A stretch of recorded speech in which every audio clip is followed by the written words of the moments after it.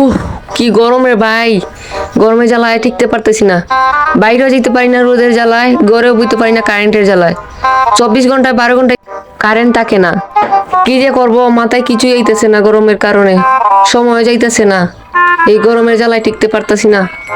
ঘরেও শান্তি নাই, বাইরেও শান্তি নাই, রোদের জ্বালায় মাথায় কিচ্ছু আসতেছে না।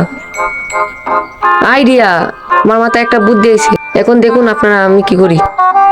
গাইস, আমি এখন যাইতেছি শিয়াব চাচুর কাছে।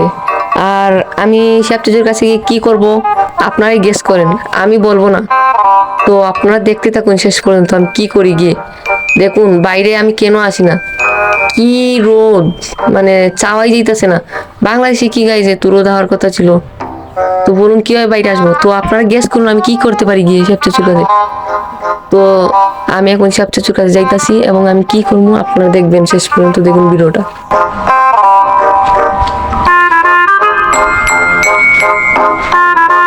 গাইজ, আমি আপনাদেরকে না বলে থাকতে পারতেছি না। তো আমি শিয়াব চাচু এবং ভাইয়া মিলে তেঁতুলের ভর্তা করবো। তো আপনারা শেষ পর্যন্ত দেখবেন, তাই আমি শিয়াব চাচুর কাছে যাইতেছি এখন। এটাই আমার আইডিয়া।